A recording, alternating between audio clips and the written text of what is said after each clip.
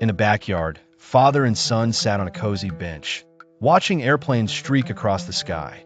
The son, fascinated by the giant birds of metal, asked, "Dad, who invented the airplane? Was it just one person, or did a bunch of people work on it?" Curiosity shimmered in his eyes. The father smiled warmly, eager to share the tale of human achievement. The invention of the airplane was a team effort, but two brothers are most famous for it. The Wright brothers, Wilbur and Orville Wright. The Wright brothers? Were they like superheroes? The son quizzed. Not exactly, his father chuckled, but they were heroes in science and engineering. Let me tell you their story. In the late 1800s, people dreamed of flying. Inventors tried to unravel flight's mysteries, but no one succeeded in making a plane that could carry someone into the sky. "So, what made the Wright brothers special?" asked the son. "Wilbur and Orville were curious and hardworking," the father explained. "They owned a bicycle shop in Dayton, Ohio, and loved solving problems. They studied everything about flight, from birds to gliders to engines." "Did they just wake up one day and build a plane?" pondered the son. "Not exactly," his father replied. "It took years of experiments and failures. They started with gliders to learn control.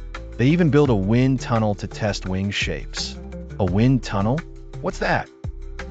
"It's like a big tube with air blowing through it," explained his father. "They put small models of wings inside to see how they worked. This helped them figure out the best design for their plane." "That's so cool.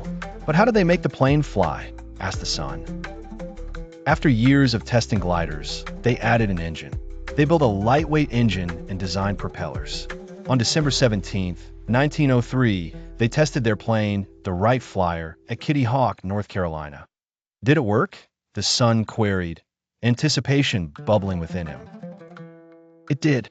Orville was the pilot for the first flight.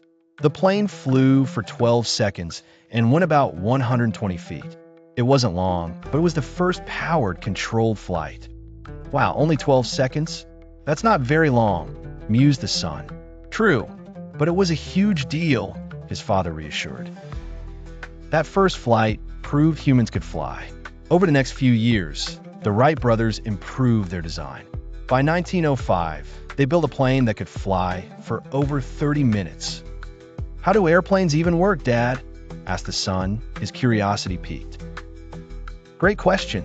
Airplanes fly because of four main forces: lift, thrust, drag, and gravity," explained his father. Lift is created by the wings, shaped as an airfoil. Thrust is generated by the engine and propellers. Drag slows the plane down, and gravity pulls it down. "So, it's like a battle between lift and gravity?" the son deduced. "Exactly, and thrust has to beat drag to keep the plane moving forward. The Wright brothers figured out how to balance these forces to make their plane fly," his father said proudly. "What happened after the Wright brothers' first flight?" asked the son. "Their invention changed the world.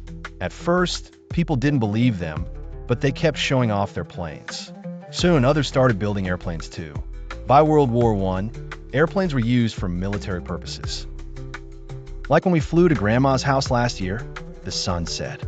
"Yes, exactly. Today, airplanes connect the world. You can fly to almost any country in just a few hours.